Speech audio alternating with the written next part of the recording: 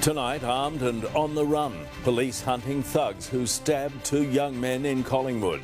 An urgent warning, more than 1,500 toxic poppy plants stolen from a secret Ballarat farm. Exclusive details of the $1 million reward in the cold case murder of a young Richmond woman. A new tariff blow for Aussie exporters as Donald Trump creates global chaos again.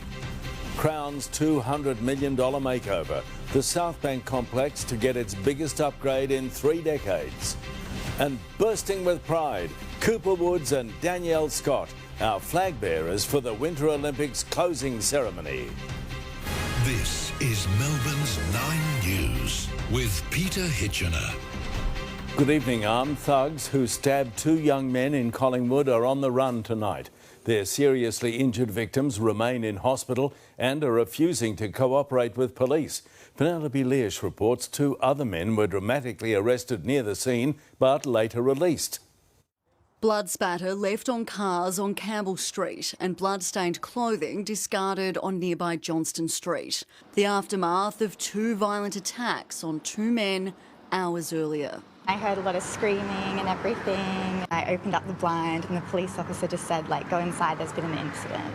While forensic officers were collecting evidence from the Collingwood crime scenes this morning, a street over, police had someone in their sights. Officers come running as red and blue backup starts to arrive. Police arresting a man in his early 20s. He's cuffed and searched before being driven away in a divvy van. An hour later, another arrest metres down the road inside a block of flats. The pair were spoken to by investigators but later released, police clearing them of any involvement in the nearby stabbing. 2 men aged 21 and 22 were left with wounds to their upper bodies. Injuries police describe as not life-threatening. They were treated by paramedics just after 3 a.m. I'm a bit shaky, yeah. It's weird because it's right outside the house. It's so close to home. Both men were taken to hospital in a serious condition. So far, neither of them are cooperating with police. Awful. Really concerning. Makes you feel a bit unsafe and worried. Penelope Leash, 9 News.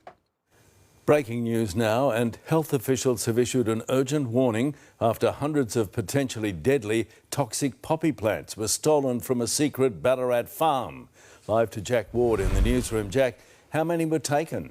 About 1,700, Pete. Police now investigating the theft, which is believed to have happened sometime between the 14th and 16th of February. The exact location is being kept under wraps, but we know the poppies were being grown near Ballarat on a licensed farm. It has raised serious public health concerns because this alkaloid variety contained dangerous levels of deadly chemicals. They're used by pharmaceutical companies, but there's a fear they might be mistaken for traditional opioid poppies by the people who have stolen them. We saw the potential harm of these plants a couple of years ago when 40 people became unwell and 1 person died. Pete, anyone who is experiencing toxic drug effects is urged to contact 000 immediately and seek help.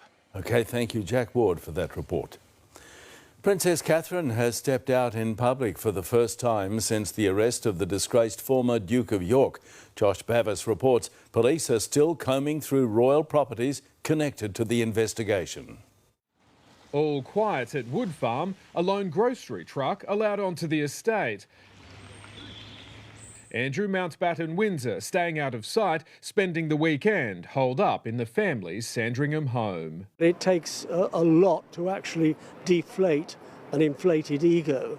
I think he's probably feeling very sorry for himself and highly embarrassed. Media waiting outside were greeted by royals of sorts, a group of Norfolk locals staging a protest. With the world press on us, we need to look like the good people now, don't we?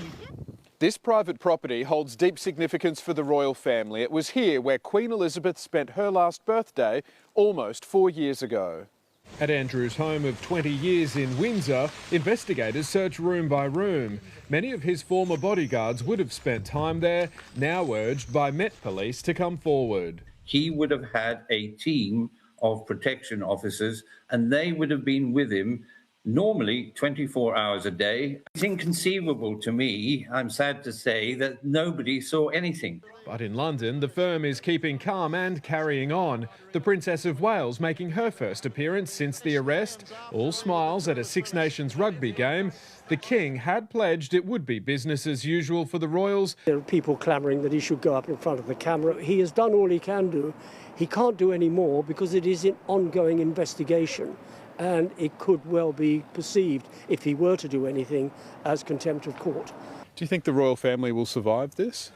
Yeah, we're British. We suck it up, keep quiet and, move along. In Sandringham, Josh Bavis, 9 News. But the fallout continues, and the British press are having a field day with the Epstein files, like new emails to emerge that show Andrew had met with a Saudi financier, and shows that his ex-wife Sarah Ferguson had also sent emails hoping that this financier would back her business dealings. This was a time when Andrew was trade envoy. Meanwhile, other articles have also emerged today that show King Charles might have been warned as far back as 2019 when he was Prince about concerns around Andrew's business dealings. Meanwhile, a community in Canada is moving to scrub Andrew's name from an island there in a move to scrub him from history. Peter? OK, thank you, Josh. Josh Bavis reporting. A $1 million award is being offered to help solve the 1981 cold case sex assault and murder of a 25-year-old Richmond woman. Police hope that even after 45 years, witnesses will come forward and give her the justice she deserves. Crime reporter Gillian Lantouris with this exclusive. A singer and a loving daughter. Her name was Harula Kipuradu, and she will forever be 25 years old. She had been violently attacked. She had been bashed. She had been strangled.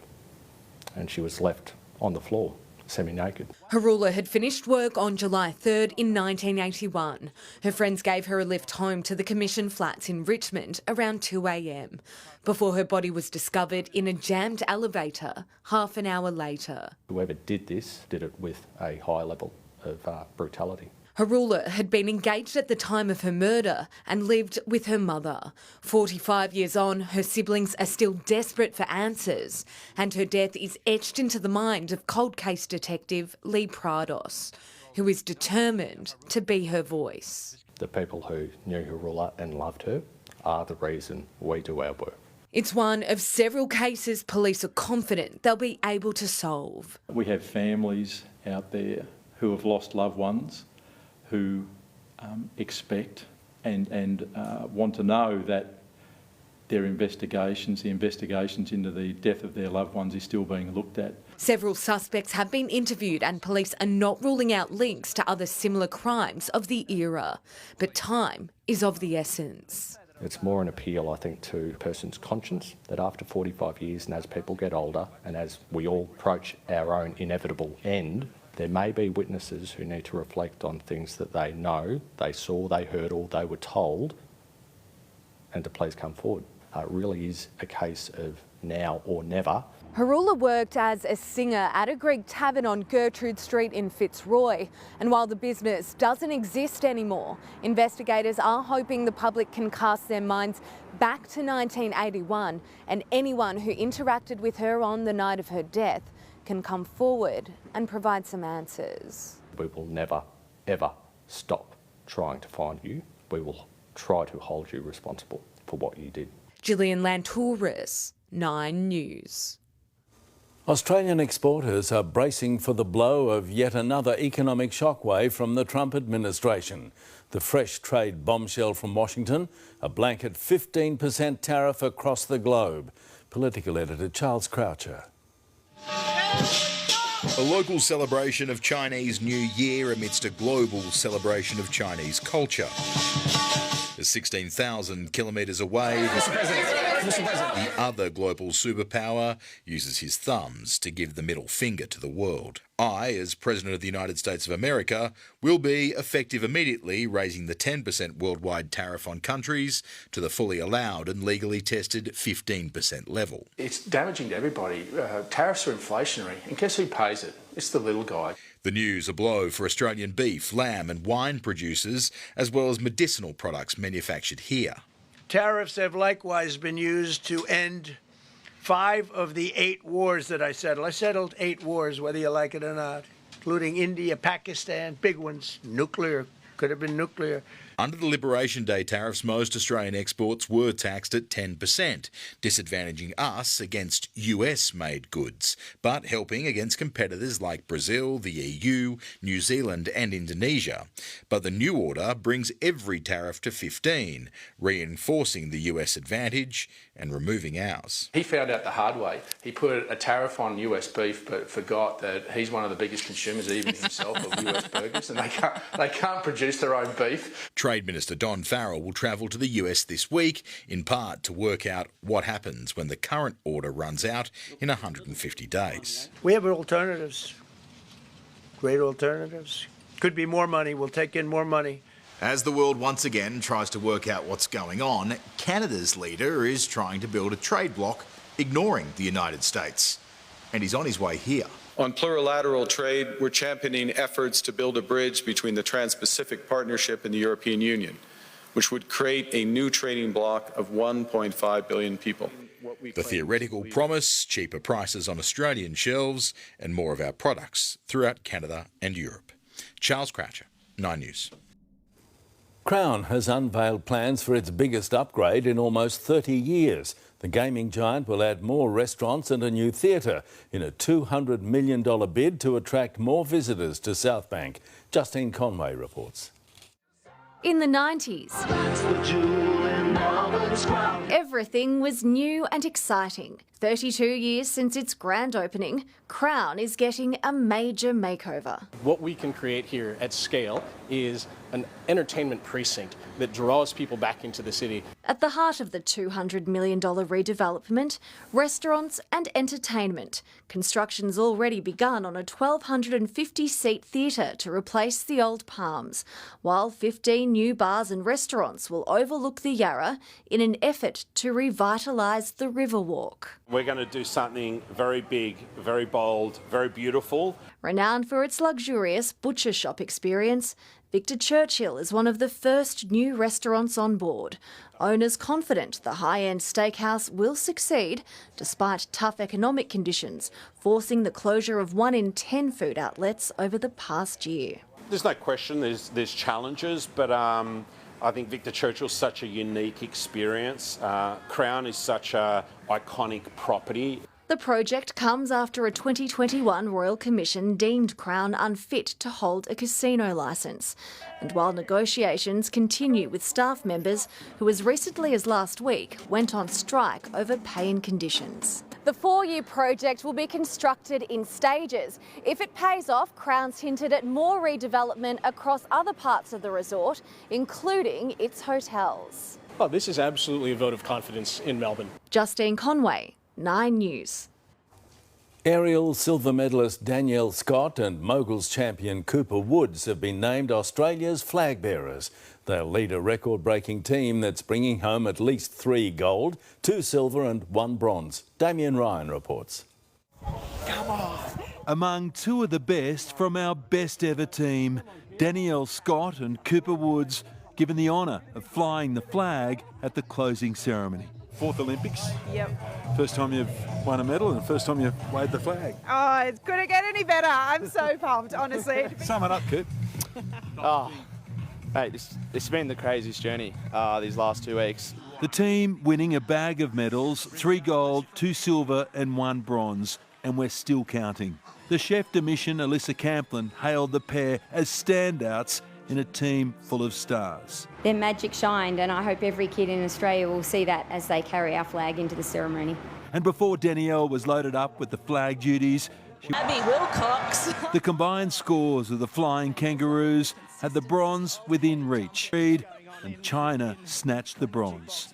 And on the penultimate day of the Games, the weather threw a curveball for organisers, impacting our youngest member of the Australian team. In this halfpipe tonight, it was meant to be Indra Brown's time to shine, but with low visibility and all this snow, the teenage high flyer has been grounded. The free ski halfpipe competition put on hold until tomorrow. But nothing seems to faze the 16-year-old, certainly not the weather.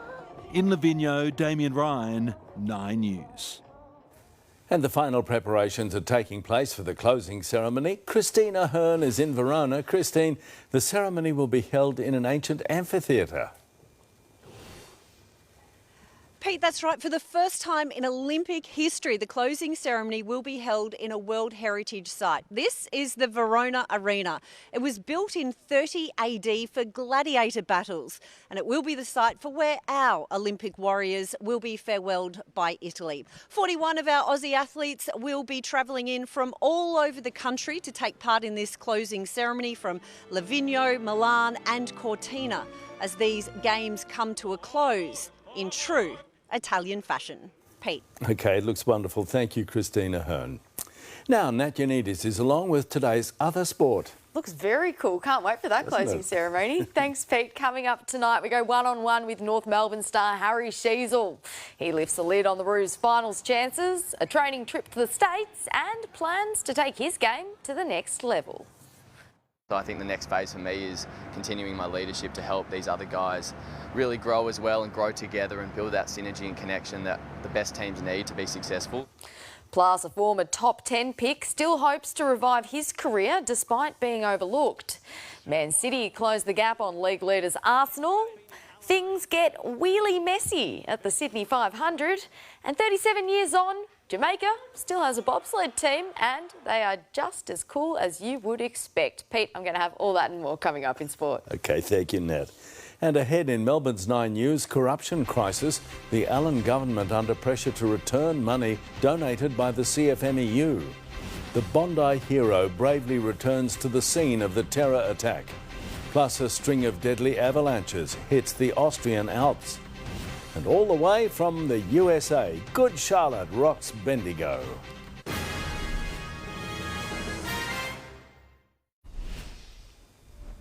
The Allen government is under pressure to return $1.5 million that was donated to the Labor Party by the CFMEU. Ollie Haig reports corruption allegations are now turning into a major issue for voters ahead of November's election. Spruiking a neighbourhood battery in Truganina, the Energy Minister unable to escape the corruption crisis engulfing the Allen government. The Premier has answered all questions, and all members of government that have had questions put to them, they have been raised, they have been addressed. But 2 days after revelations that workers of a Swiss company stole $6 million from the Metro Tunnel project in 2024, the government is still yet to explain why it didn't hand an official report over to police. They have referred them on to the appropriate authorities. Do Victorians not deserve a straight answer from the government? We have certainly done that. Corruption questions have been mounting ever since a bombshell report revealing Victoria's CFMEU became a criminal syndicate that cost taxpayers at least $15 billion. The opposition now wants $1.5 million donated to the ALP by the CFMEU prior to the 2022 state election, given to victims of crime. Labor and the CFMEU are one in the same. But Labor's State Secretary says the donations in question were made years prior to the allegations being raised. The Energy Minister insists the Premier continues to have the backing of her colleagues and Jacinta Allen will lead them to November's election. The question now, will this issue linger all the way to the ballot box? A very big issue, yes it is. Why do you say that? Because there's too much of it? No, it's not. Why? Look, I reckon they've nailed Jacinta Allen, they've badgered her and badgered her and badgered her. I guess the truth will come out. Ollie Haig, 9 News. Bondi hero Ahmed El Ahmed put his life on the line to save others. Caught in the middle of our worst terror attack, he leapt into action. Now he's returned to the scene in an exclusive interview with 60 Minutes.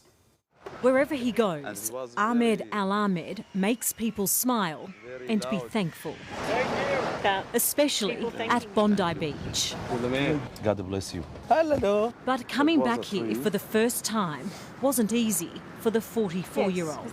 He's emotional as Ahmed recalls the moment he took on a terrorist. In an extraordinary act of bravery that made this former tobacco shop owner a global hero. I love my country and my heart and my blood for Australia and for humanity. 15 innocent people were killed when 24-year-old Naveed Akram and his father, Sajid Akram, opened fire at Hanukkah, a Jewish religious festival, on December 14 last year. In his first Australian interview with 60 Minutes, Ahmed Al-Ahmed reveals the moment he came face-to-face with evil. Does he say anything back to you? Nothing. He didn't say anything. Only I can see was his teeth, he was like this and showing anger, Ahmed Al-Ahmed remembers everything about that day. But it's the murder of 10-year-old Matilda, the youngest victim of the Bondi terror attack, that haunts him the most. I cry. It's full of love. She's an angel. It's been taken from by evil. I cried. Dimity Clancy, 9 News. And you can watch Dimity's full interview with Ahmed Al-Ahmed tonight on 60 Minutes after Married at First Sight. Deadly avalanches continue to plague the European Alps. This weekend, at least 5 people have been killed in a string of them in Austria. Currently, the risk of avalanche in the region is still high. Skiers and snowboarders are being urged to pay attention to the conditions and stick to groomed runs. US rockers Good Charlotte have wowed Bendigo, with twin frontmen Joel and Benji Madden putting on a memorable performance for more than 15,000 fans at the local racecourse.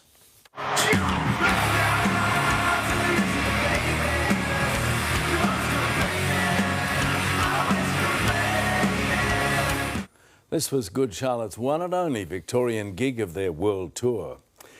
Now let's take a look at the weather with Isabel, Quinlan. Izzy, a damp and gloomy start to our Sunday. It was, Pete. A front moved across the state today, delivering showers and short bursts of rain in the city. It didn't leave much at all in the gauges, though. The temperature climbed to 27 degrees after a warm overnight of 19. Further out, we saw more significant totals: 42 millimetres at Rutherglen, 39 at Tallandoon and 20 at Yarrawonga. As we head into this evening, a severe weather warning is in place for this area in orange for heavy rain, which could lead to flash flooding. Tomorrow, this high to our west is expected to drift across the state, bringing more settled weather. Pete, I'll be back a little bit later in the bulletin with your full 7-day forecast. OK, thanks. See you soon. Thanks, Izzy. And after the break, education gap, the funding divide between our public and private schools. Plus, a radical Islamic group set to become the first to be banned under our hate speech laws. And our unassuming jewel, the colourful creatures of Westernport, on show to the world.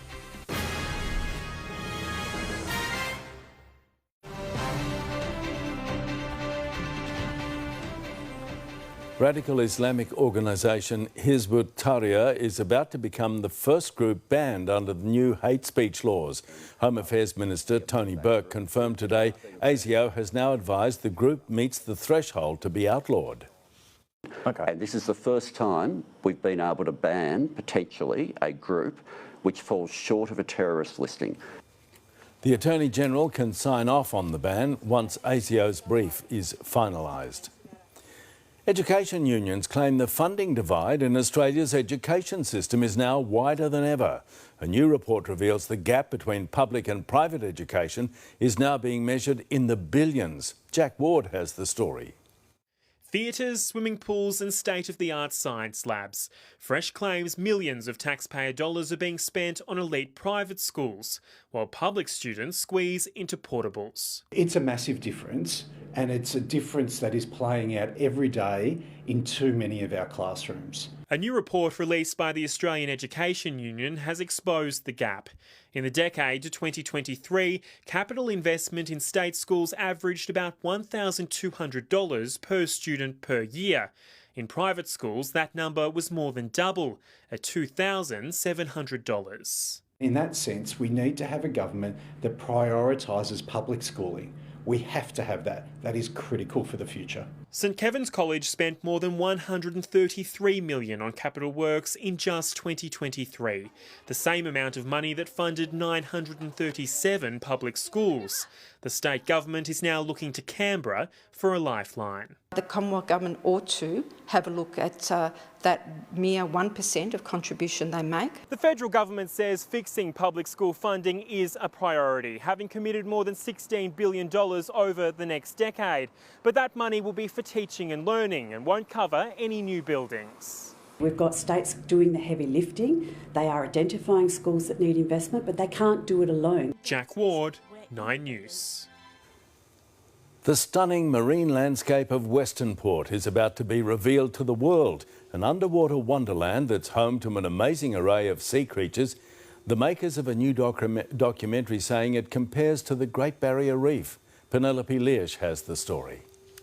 Westernport Bay houses habitats you won't find anywhere else, but a day of wind impacts visibility for a week, hiding an entire world in full colour just below the surface. It can be really kind of muddy, but it's this kind of unassuming jewel, I think, in Victoria's coastline where, you know, beneath those kind of turbid waters and the mangroves and the seagrass meadows is this extraordinary marine environment. For marine biologist Cherie Maris, the ocean is her lifelong passion, and it all started here.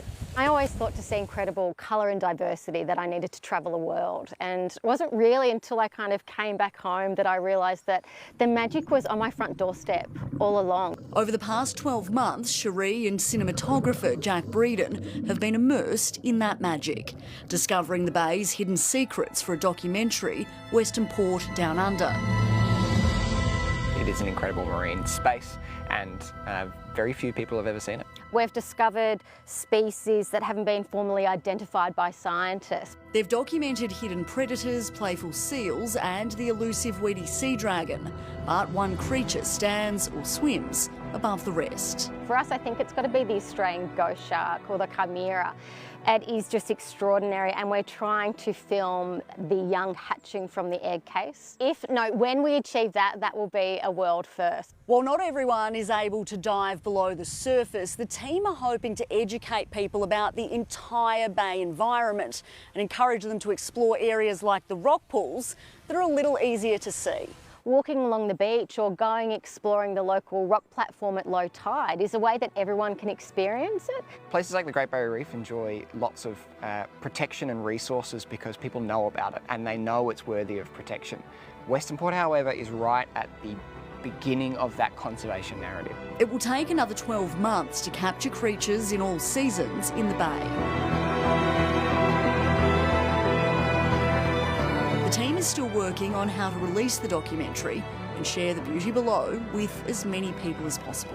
Our job is to actually showcase that and bring that up to the surface and show people the awe and wonder so that they'll want to look after it.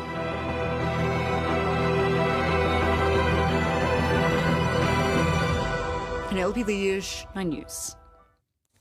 Wonderful pictures and so amazing. Well, when we return, bonus points on offer for credit cards. Effie Zahos explains what you need to know before you sign up. Plus, hundreds of truckies do their bit for children fighting cancer. And a record price expected, global interest. Credit card companies are flooding the market with bonus points offers ahead of potential Reserve Bank changes to fee rules. Here's Effie Zahos with what you need to know if you're tempted to sign up. 180,000 points, 200,000 points. Some of the biggest credit card sign-up bonuses Australia has ever seen are on the table right now. Velocity even lining up offers across multiple partners, all ending on March 5, just before the Reserve Bank finalises its shake-up of credit card fees. Coincidence? Well, loyalty expert Flight Hacks reckons banks are front-loading sign-up bonuses ahead of the shake-up. If the RBA caps the fees that banks earn when you tap, it squeezes the revenue that funds these rewards, so the perks will be diluted. Sign-up bonuses are often split across 2 years, and this is deliberate. It means you pay a second annual fee, and you may need to hit another spending target. The more you swipe, the more they make, and you run the risk of paying interest. Understand that 150,000 Qantas or Velocity points costs the bank up to $1,000 to purchase. They're betting they'll make at least this much money out of you in card fees and interest. These juicy bonuses are the hook to get you in. Almost 300 truckies have powered through Geelong, raising funds for kids battling cancer. Horns blared at Beckley Park as the convoy finished its 40-kilometre circuit through surrounding suburbs. Just over $280,000 was raised to help Camp Quality's cancer counselling and support programs. One of our best-loved historic hotels is set to break real estate sales records. The Conti on the Mornington Peninsula has been listed for $150 million, and there's interest from all over the world. Ollie Haig has the story. Blending 19th century charm and modern sophistication, step into another world. Absolutely 6-star quality. The historic Continental Hotel on Victoria's picturesque Mornington Peninsula is one of a kind. Built in 1875, this was the largest limestone building in the Southern Hemisphere and a playground for the wealthy, who could arrive on a paddle steamer from Melbourne before a tram took them directly to the hotel's entrance. 150 years on, the elegance of the building hasn't been lost. From panoramic water views in this $7,000 a night penthouse to the popular pub downstairs, there's even a European-style bathhouse. It's really been intentionally built as this ritual of self-care. Lyndall Mitchell designed this from the ground up. This is one of a kind in Australia.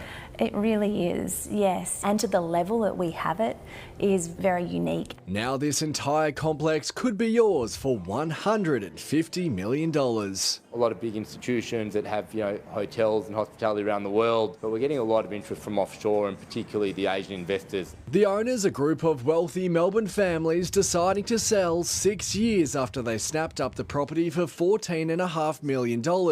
Rescuing it out of receivership, they then spent $120 million on a renovation. This has really kind of been a successful strategy for them, and it's now the natural time for them to pass the asset on to that next investor. But the three businesses and nearby workers' accommodation won't be going anywhere, with a decade left on the lease of each. Collectively, they bring in $9 million in annual income. While the hotel has grown dramatically in size, much of its history remains. This grand staircase is one of the oldest parts of the building, an example of how its charm has been preserved both in and outside. Sales like this aren't unheard of when it comes to pubs. $160 million was how much the Crossroads Hotel in Sydney cost, and $140 million for the Beach Hotel in Byron Bay. As for hotels, the Park Hyatt Melbourne was recently bought for more than $205 million. Residential properties have also come close. Last year, a mega mansion in Melbourne's blue chip Toorak reportedly set a new Australian record, selling between $130 and $150 million. Now the Conti could become one of the highest sales in 2026. It really puts Victoria as a state on the map a lot more than in a way that we often see Sydney take over that. The seaside town proving to be one of Australia's most exclusive holiday retreats. I think this is Sorrento really laying claim to that status again and kind of enjoying its spot of the incredible location on top of the hill. The question now, how high will the price go? We'll wait and see where investors truly put the value. Ollie Haig, 9 News. And now Nat Yoannidis is back with Sunday Sport. Thanks so much, Pete. Coming up tonight, a former Magpie's desperate plea to recruiters as he fights to keep his AFL dream alive. Also, North Melbourne's captain in waiting on his leadership aspirations. Another Aussie rising star turning heads in the UK. And a record-breaking run from bobsled Bree at the Olympic Winter Games.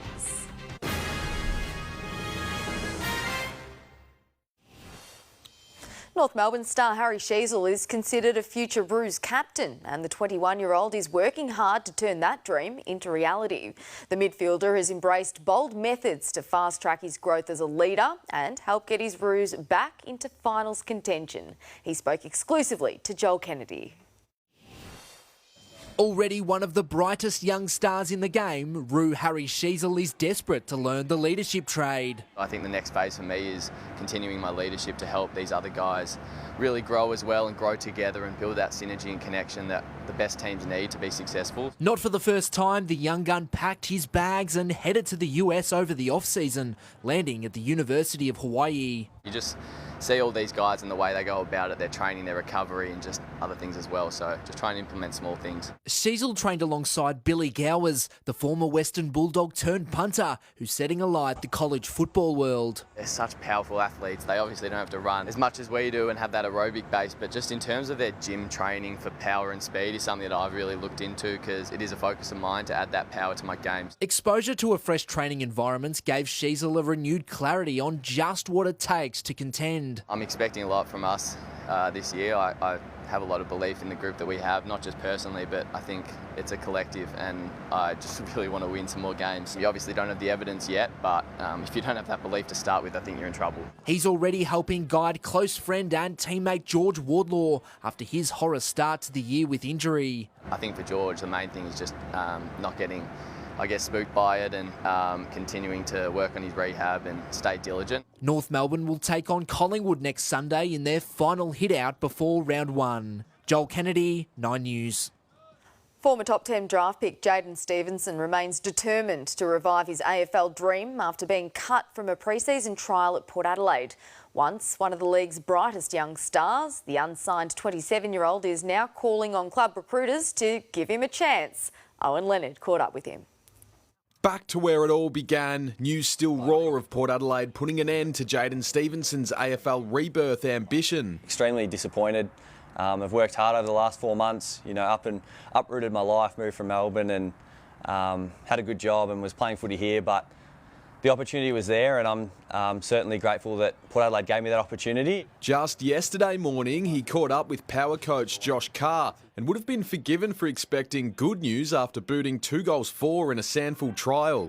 We met up and he said, mate, unfortunately we're not going to go with you, but thanks for coming over and we appreciate your time. But the passion burns brighter than ever for the 2018 rising star who played 54 games at Collingwood and 68 at North Melbourne. I had an opportunity to chase my dream again and, I haven't given up on that either. There's obviously footage of our internal game. I'm sure there's footage of that Crows game. So for anyone else that has an SSP spot out there, I encourage you to look at that. Because I'm hungry and I want to be playing AFL football again. St Kilda's Max Hall on a mission after proving one of the rookie surprise packets of 2025. Making sure I stay hungry and not being satisfied with last year. I really wanted to come out and have a better pre-season than I did last year. Star recruit Sam Flanders already a fan favourite, but Hall's excited to share the forward line with a former Eagle flying under the radar. I really love Liam Ryan down forward. Yeah, he brings a sort of different dynamic to our forward line and he's extremely unselfish. Jack Silvani back running after a concussion and should be cleared to play Collingwood in opening round. Max King's still on a modified program with a calf strain. It's pretty upsetting for him, a little setback, but he's one of the hardest working blokes I've seen here. He's in here every day trying to get better. Owen Leonard, 9 News. A wayward tyre has stolen headlines at the Sydney 500. James Golding's front left wheel came loose, flying across the track, narrowly missing other cars. And there's the aluminium and the wheels come away. So Golding trying to get back to the lane, and now this is going to hopefully not roll across the track. Oh, yeah. Wild weather also caused major issues for drivers. This pile-up adding to the drama before Brock Feeney took out the first race of the new season. The race to claim this season's Premier League crown is heating up. Manchester City has moved within 2 points of leaders Arsenal with a 2-1 win over Newcastle. Haaland. 2-1. It's O'Reilly again. And they lead again. Meanwhile, a Socceroos debut might not be too far away for teen Daniel Beanie. Oh! That is a fantastic strike. The Aussie starred for QPR, netting this stunner to lead his side to a 3-1 championship win against Hull City. And history on the final night in Cortina. Bree Walker and Chiara Rodingius secured the best ever finish in the 2-woman bobsleigh event. As the pair crossed the line in 10th, there were hugs, tears and the promise of a fresh Olympic campaign. Lauren Tomasi is in Cortina. Best ever finish for the Aussies in the 2-woman bobsleigh. History. They have done themselves proud. They've done Australia proud. Bobsled Bree Walker and brakewoman Chiara Rodingius writing a new chapter in Australian bobsleigh. Our goal was to make top 10 and I just looked over and I just saw my family and I saw my sister starting to cry and I was just like, oh my God. Sarah Blizzard and Desi Johnson narrowly missing the top 20 by 2/100ths of a second. The proud pair cheering on their teammates. After being Bree's brakeman and Bree's alternate, coming here and being part of that team and just growing that team, I think that's really cool, and I hope it shows all the young girls watching what we can do. This is our first Olympics and I hope many more to come. A sliding finale, and this is one for the books. Our Australian women doing us so proud on the Cortina Rice. Tonight it's bobsled time one last time. The movie that inspired the world and put Jamaica on the ice-cold stage. Feel the rhythm. Feel the rhyme. Get on up. It's bobsled time. You can do anything. You can absolutely... Shane, 2 years ago, he was fishing. 2 years ago, he was fishing. Just in there, just swimming in his shorts, fishing. And now look, now he's at the Olympic Games. As for the Aussies, tonight it's time for celebrations. And from Bree, the promise she'll be back in 2030 and just maybe there'll be a pit stop along the way. If the Bachelorette comes calling, you never know. But In Cortina, Lauren Tomasi, 9 News. Oh, Pete, it's been an incredible Olympics. Of course, it's not over yet. Indra Brown, the young teenager from Melbourne, she's in action tonight. And, of course, we've got the closing ceremony, which is going to be incredible. Absolutely. Thank you, Nat. Well, now, Isabel, Quinlan's back with the weather. Izzy, what can we expect tomorrow? Pete, it's looking like a mostly sunny day to kick off the working week, but it will be short-lived with showers and storms forecast to return on Tuesday. I'll have those details after the break. 9 News is the place to turn for the moments that matter. Wherever you are, keep yourself informed with the 9 News app. Hello again. It was a gloomy, damp and rather muggy start to our Sunday. From a warm overnight low of 19, the city peaked at 27 degrees, and while showers were consistent across the day, it didn't leave much at all in the gauges. Most suburbs had a warmer than average night too, dipping to around 17, with maximums ranging between 26 and 28. Further out is where we saw more significant rainfall totals, particularly in the north, 76 millimetres at Tallandoon. Maximums away from alpine areas peaked in the high 20s and low 30s. Bairnsdale topped the list, reaching 34. A front moving across the state delivered those showers and short bursts of rain. A severe weather warning is still in place for this area in orange for heavy rain. But conditions should settle heading into tomorrow as this high to our west drifts across the state. Taking a look at the capitals, a shower or two for Brisbane heading for 30 degrees. 30 is the top for Sydney too, and a partly cloudy day for Hobart, 22.